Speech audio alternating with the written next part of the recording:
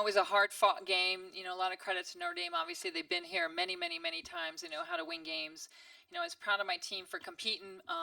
We got to learn some lessons, obviously, in play like this, and what really can kind of have you misstep within the tournament. So I thought we did some really good things, but they're an unbelievable transition offensive team, and I thought they gained a lot of momentum in that category.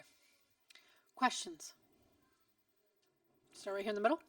Paul at WCHQ, this is a 4-point game at halftime. What did you say in the second half to get them come back in, and what happened?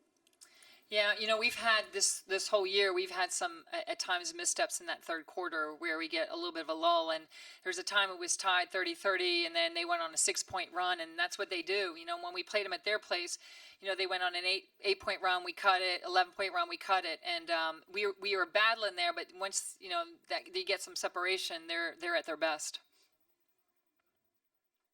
Doug? Hey, Coach. Doug Feinberg, the AP. You guys obviously have had a wonderful season. Just state your case for a second to keep on playing in the NCAA tournament when it's announced a week and a half from now.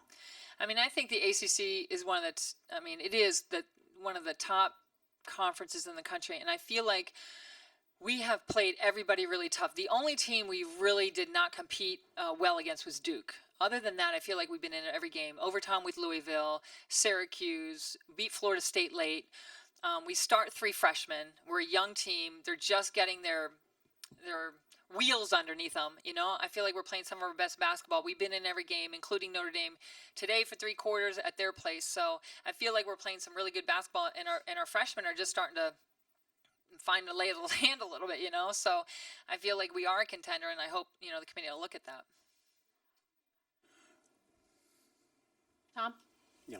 Tom Welburn, WBFT in Sanford. As a follow-up, Joanne, to what you were just talking about, the youth of this team, how did they, throughout the season, develop as well as you had hoped they would? I don't think they all 4 of them came in with a mindset of contributing to whatever degree that they could. I don't think there were any expectations, but I think the unique thing about this class is that they love the game. They all are very different from each other, so they all had an ability to contribute in different ways. They all have contributed in different ways. I think they had a group of upperclassmen that have allowed them to grow within the season, and there is no animosity. There is no class system here. You wouldn't know who the seniors and who the freshmen are.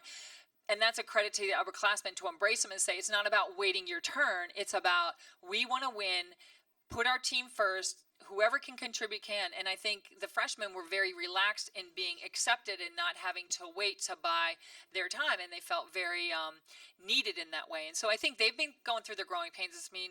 I think Fee's playing some of her better basketball now. Lisa's just an all-out, rebound. she brings something different to the table, and you've got 2 scorers and 2 defenders. So, and then you throw in all the other pieces we have in the upperclassmen. I think it makes for, we're a good team. We're a solid, good team that I think has good basketball in front of us. We'll go back to the middle.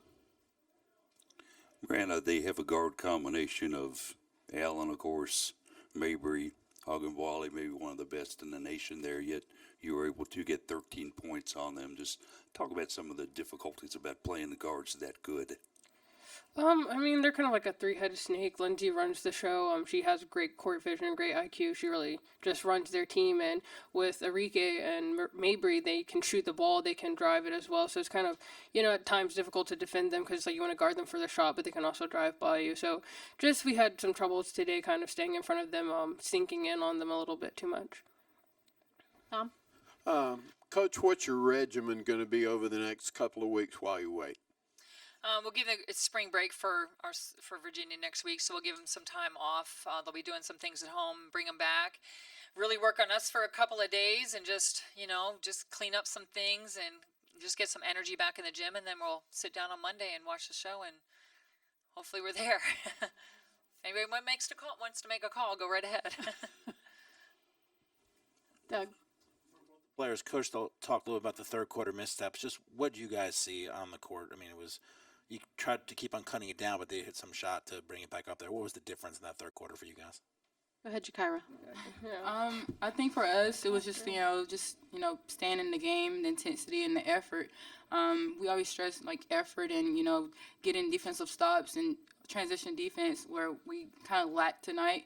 But what kept us in the game was just the mentality of not giving up. And I mean, we played this team already in the season. We've played the top 7 teams in the country.